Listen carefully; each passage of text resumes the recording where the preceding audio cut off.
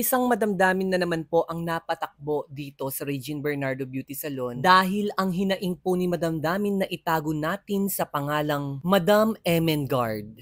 Si Madam Emengard po ay bukod po sa mga mararaming puting buhok, ang pinakahinaing po niya ay ang paggupit po niya sa kanya. Tignan nyo naman po yung pagkakagupit po sa buhok ni Madam Emengard. Miyaya Liwane Rugu Direction, ating papunta king Luzon, Visayas at Mindanao. Kaya naman po, ang bukod tangi at hiling po ni Madam Emengard ay makulayan, matreatment at higit sa lahat, magupitan ng maganda na magkaroon po siya ng hustisya.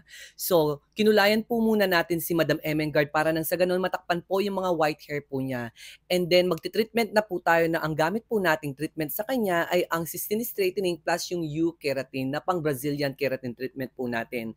Perfect combo po ang dalawang ito. Ito po yung Cystine Straightening, ikusog po natin dahil medyo liquid po ngayon yung ating bagong Cystine Straightening, new packaging po siya. At ang kagandahan po dito ay puro-puro na po natin ilalagay sa buhok ni Madam Damin. Make it sure na shampoo po siya ng clarifying shampoo. After that, patuyuin po ito ng 80 to 90%. So, mas maganda kung tuyong-tuyo po yung buhok dahil liquid na nga naman po si Cystine Straightening para kaagad pong pumasok at mag-absorb sa buhok ni client. Lalong-lalo na kung ang buhok ni client ay bugbog po sa bleach. So, ang paglalagay po, kailangan po wag pong isagad or idikit sa anit para nang sa ganon, hindi po magkaroon ng skin reaction kung meron pong allergy si Madam Damin. At ibabad lamang po ito ng 30 minutes. Pero kung makapal yung buhok, hanggang 1 oras po pwede po. Okay lang naman pong lumagpas sa 1 oras dahil super safe po ang Cystine Straightening na product na ito. After that, pinawash na po natin si Cystine Straightening. Super wash lang po, wag pong ilalagay kahit anong hair spa or conditioner. At ilagay na po natin yung U-Keratin treatment at ibabad lamang po natin ng 15 minutes. After that, i-blow dry na po natin at plansyahin na po natin. So, hindi ko na po na-videohan po yung part ng pag-blow dry at pagpaplansya. Alam nyo naman po kung paano po yung technique ng pagpaplansya sa Cystine Straightening.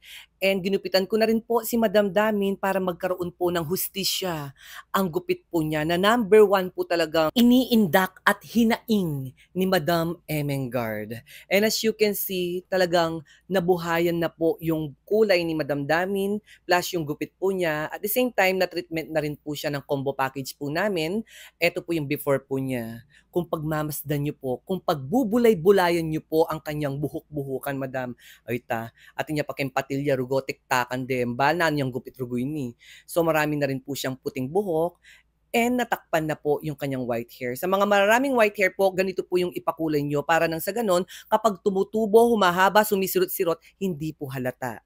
Kasi kapag pinadark mo yan, pinablack mo yan, 1 week pa mo, susurot nitang maputi ng buwak. So sa mga madamdamin pong nagustuhan po ang bidyong ito, paki-follow, paki-puso, paki-share na rin po at sabihin niyo po kung taga saang lugar po kayo para nang sa ganon, malalaman ko kung saan nararating ang bidyong ito.